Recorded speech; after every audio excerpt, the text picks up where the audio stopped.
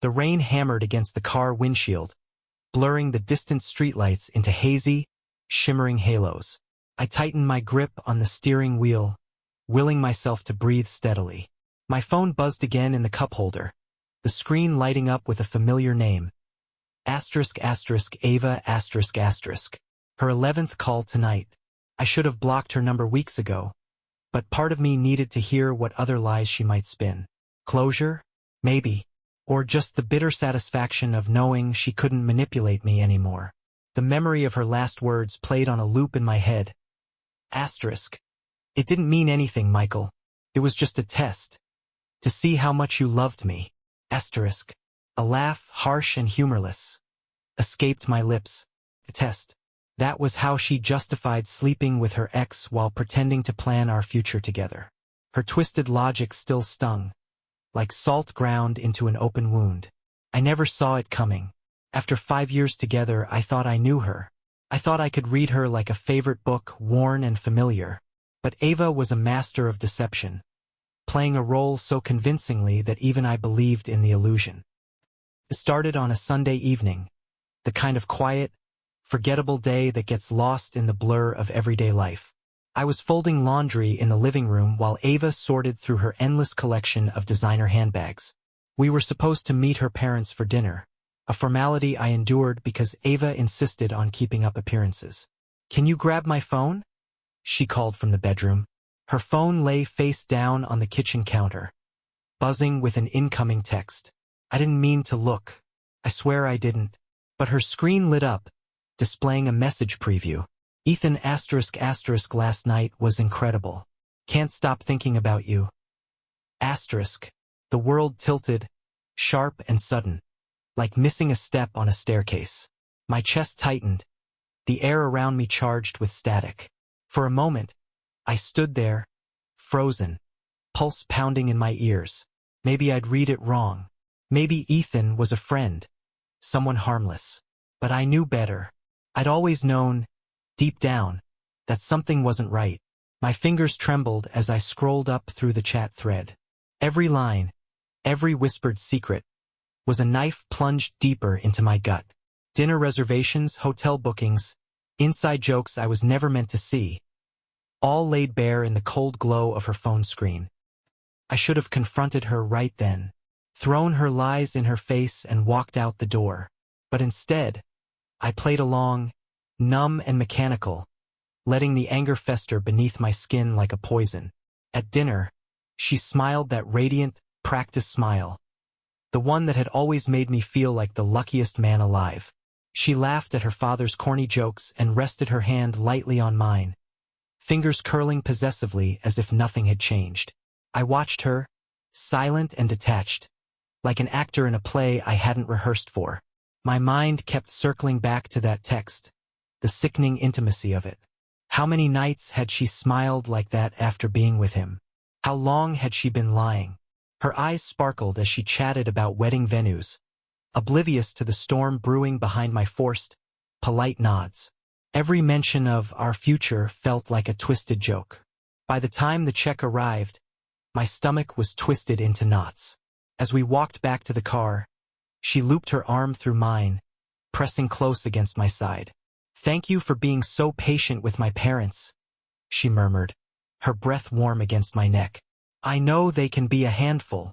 I managed a weak smile, knowing full well that patience wouldn't last much longer.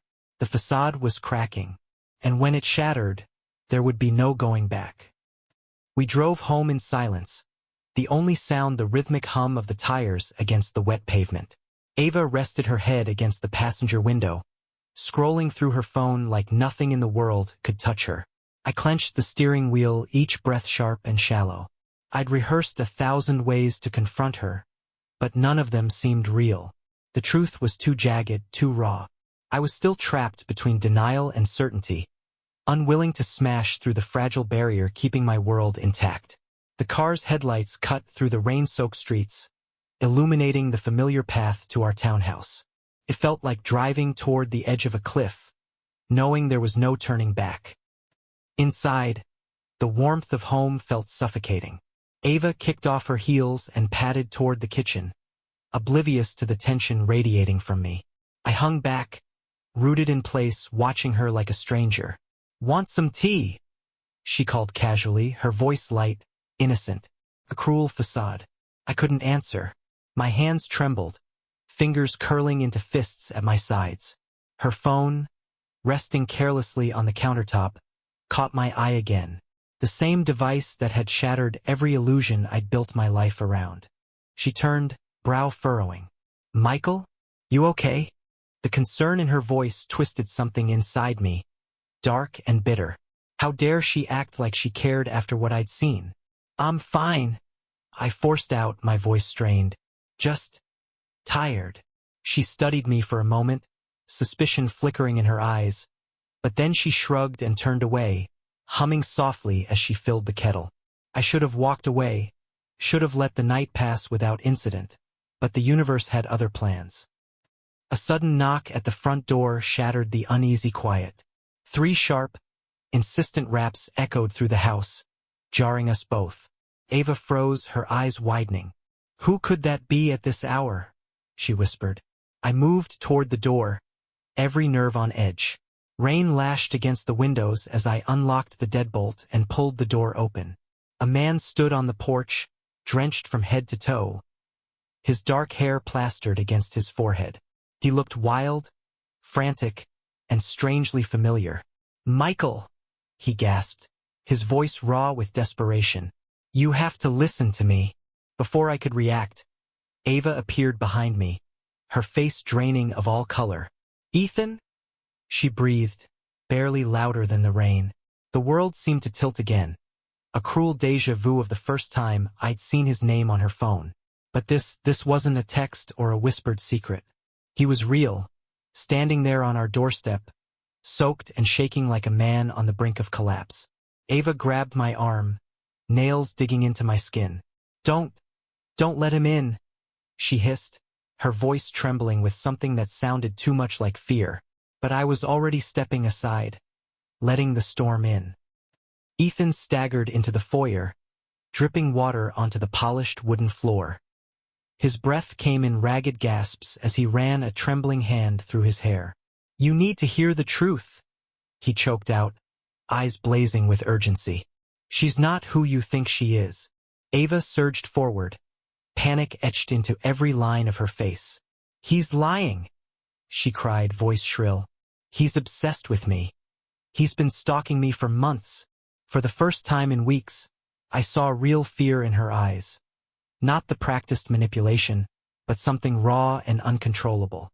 I stepped between them, heart pounding. "Start talking," I demanded, locking eyes with Ethan. "And make it good." Ethan's gaze darted between me and Ava, desperation etched into every tense line of his face. His drenched jacket clung to his frame, rainwater pooling on the hardwood floor. He looked like a man who'd lost everything and was clutching at a final, fragile lifeline. Ava's breathing was shallow, her hand gripping my arm like a vice. "Michael, please, don't listen to him," she pleaded, voice cracking with emotion. Genuine or fabricated, I couldn't tell anymore. I stepped forward, forcing my voice steady despite the rising storm inside me. "You've got 5 minutes," I said, glaring at Ethan. "Talk." Ethan sucked in a breath, chest heaving as he tried to compose himself. "I never meant for things to get this far," he began, voice hoarse. "Ava, she's been lying to both of us." Ava lunged toward him, wild-eyed. "You're insane. Michael, he's been stalking me, sending messages, showing up at my work. He's dangerous." Her words tumbled out in a frantic rush. But Ethan didn't flinch. His eyes locked on mine, filled with something more potent than desperation. Conviction. "Ask her about the money," he said quietly. The room seemed to constrict around us, air thinning with unbearable tension. My mind raced. Money? This wasn't about some sordid affair. It was something far worse. Before I could respond, a sudden buzzing noise shattered the tense silence. Ava's phone, still on the kitchen counter, lit up with a new notification. My eyes flicked toward it instinctively. Transfer confirmed. $50,000 successfully wired to offshore account. For a heartbeat, the world froze. My pulse thundered in my ears as I stared at the message, the truth dawning like a cruel sunrise. What the hell is this? I demanded, rounding on Ava. Her face twisted into something unrecognizable, an eerie calm replacing the panic. It's not what you think, she whispered, backing toward the hallway. I can explain. Explain. My voice cracked. You're funneling money out of our account? How long has this been going on? Before she could answer, Ethan surged forward. She's been conning both of us. She promised me we'd run away together, that we'd build a new life with that money. Ava let out a strangled laugh, bitter and cutting. You were a distraction, a useful one. Her mask of vulnerability shattered, leaving something cold and ruthless in its place. Did you really think I'd choose you over this? The room felt like it was closing in, shadows stretching longer and darker. My breath came shallow and quick, disbelief warring with icy rage. Every memory of our life together twisted into something poisonous, a rotting lie hidden beneath a polished veneer. Before I could react, Ava bolted toward the front door, her heels clicking against the floor like a countdown timer. Ethan lunged, but I was faster, slamming the door shut before she could escape. You're not going anywhere, I hissed, adrenaline surging through me. For the first time, genuine fear flickered across her face. She was cornered, stripped of her practiced lies, and forced to confront the consequences she desperately tried to outrun. You think this changes anything? She spat, venom lacing her voice. You've always been predictable, Michael. Weak. Ethan moved to stand beside me, his expression hardening into something unyielding.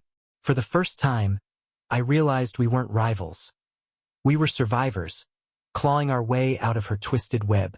This ends now, I said, voice steady with newfound resolve. But just as the words left my mouth, headlights swept across the living room window, illuminating the rain-slicked driveway outside. Someone else had arrived. The headlights cut through the rain-soaked night like searchlights, casting eerie shadows across the living room walls. My breath hitched as I exchanged a tense glance with Ethan. Ava's face twisted with something primal, anger, desperation, and just a hint of satisfaction. Expecting someone? I growled. A slow, sinister smile spread across her face. You think you've won? She hissed. You have no idea what you've walked into. Before I could respond, the front door rattled violently, a loud pounding reverberating through the house. The rain intensified outside, blending with the distant roar of thunder. Michael, don't open that door, Ethan warned, stepping in front of me. But curiosity, and something darker like inevitability, propelled me forward. I yanked open the door, heart hammering, ready for anything. Two men stood on the porch, drenched and imposing. They were tall, broad-shouldered, and utterly expressionless, like hired muscle straight out of a bad crime thriller. Where's Ava? The taller one demanded, his voice cold and clipped. My fingers tightened around the edge of the door. Who the hell are you? Ava pushed past me with sudden, reckless force, her breath coming in sharp gasps. You were supposed to wait in the car, she snapped, fury and panic mingling in her voice. The shorter man smirked. Plans changed. Ethan grabbed Ava's arm, yanking her back. You called them here? Her expression was venomous. You think you were ever in control? You were just as disposable as he is. The tension shattered in an instant. The taller man lunged, shoving me against the doorframe with brutal strength. Pain exploded in my shoulder, but adrenaline surged through me, dulling the edge. Take her, he barked at his partner. We're done playing games. Ethan, fueled by desperation or sheer insanity, tackled the second man before he could reach Ava. They crashed into the dining table, sending shattered glass and silverware skittering across the floor. Ava twisted free in the chaos, making a break for the kitchen. My mind raced. I couldn't let her escape, not again. Not after everything she'd done. I forced myself up, ignoring the searing pain in my shoulder, and sprinted after her. The kitchen was dark, shadows flickering from the storm outside. Ava fumbled through the drawers, searching for something. A weapon? Maybe, or a way out. "Ava, it's over," I roared, advancing toward her. Her eyes were wild, cornered animal fierce. "You think you can stop me?" she spat, gripping a gleaming kitchen knife with trembling fingers. "You're nothing. You've always been nothing." The words should have cut deep, but instead, they steeled my resolve. For the first time, I saw her clearly, not as the woman I loved or the monster I hated, but as someone desperate, terrified of losing control. I took a cautious step forward. "It doesn't have to end like this," she laughed, a sharp, brittle sound. "It ended the second you thought you could outsmart me." Behind me, I heard the scuffle intensify in the living room. I couldn't afford to look back. A sudden crash echoed from the hallway, a body hitting the floor. Heavy footsteps thundered toward us, and my pulse spiked. Ethan staggered into view, bruised and bloodied but still standing.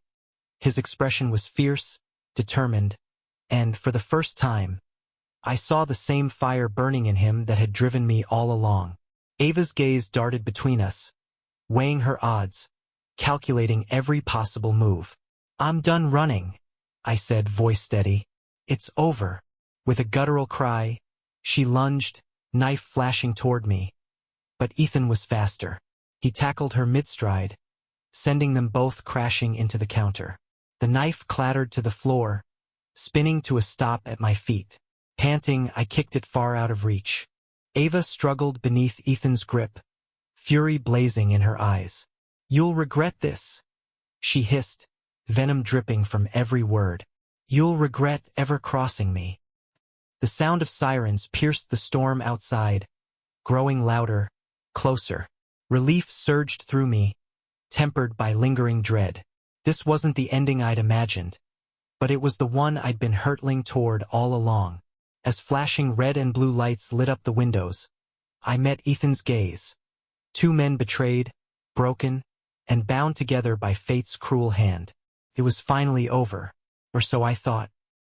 The cold night air bit into my skin as I stood at the edge of the driveway, watching the police officers load Ava into the back of a patrol car. Her wrists were cuffed, her face pale but defiant, eyes burning with that same unyielding fire. Even now, she couldn't accept losing. The rain had stopped, leaving the world damp and still, like the storm itself had collapsed from exhaustion. Red and blue lights pulsed across the front of the house, flashing like a grim heartbeat. Ethan sat slumped on the front steps, bruised and battered, staring blankly at the wet ground. His breath came in ragged gasps, every movement slow and deliberate. We hadn't spoken since the officers arrived, both too drained, too shattered. "Mr. Calloway," one of the detectives called, snapping me out of my haze. I turned, still feeling disconnected from reality. "Yeah." He studied me carefully, clipboard in hand. "We'll need a full statement from you, and from him." He nodded toward Ethan. "Right?"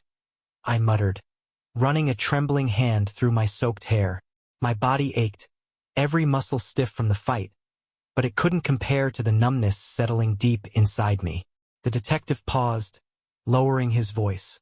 "She's dangerous," he said quietly. "People like her, they don't just stop." I met his gaze, understanding the unspoken warning beneath his words. Even behind bars, Ava wouldn't truly be gone. Not from my life, not from my mind. Hours passed in a blur of questions, paperwork, and stinging antiseptic. When the last patrol car finally pulled away, silence descended on the house like a heavy shroud. I lingered in the doorway, staring into the darkened interior. The home I'd built with Ava, the one I thought was real, felt hollow now, stripped of its illusions. Every room held memories tainted by her betrayal, every corner stained by what could never be undone. Behind me, Ethan cleared his throat. "You all right?" I let out a bitter laugh. "No, not even close." He nodded slowly, understanding etched into his battered features. "Same." We stood in strained silence, two men bound by shared devastation, each grappling with the wreckage Ava had left behind. Finally, Ethan spoke again, his voice rough. What now? The question lingered, unanswered, hanging in the stillness between us. I don't know, I admitted. But she doesn't get to control what happens next. His gaze met mine, something fierce and resolute sparking in his eyes. We survived her. Barely. But we did. As dawn stretched pale fingers across the sky, I watched Ethan walk down the driveway, shoulders squared despite the weight he carried. He paused once, glancing back with something like grim solidarity, before disappearing into the misty horizon. I stayed there, rooted in place, letting the cold seep into my bones. My future stretched before me, uncertain, fractured, but finally mine. For the first time in what felt like forever, I breathed deeply and let it out slowly, feeling something sharp and bitter unravel inside me. Weeks later, I received an unmarked envelope in the mail. Inside was a single sheet of paper, folded neatly. No signature, no return address. Just 4 words, scrawled in bold, familiar handwriting. Asterisk, you'll never be free. Asterisk, what would you do in his place? Comment below, like the video, and subscribe for more intense stories.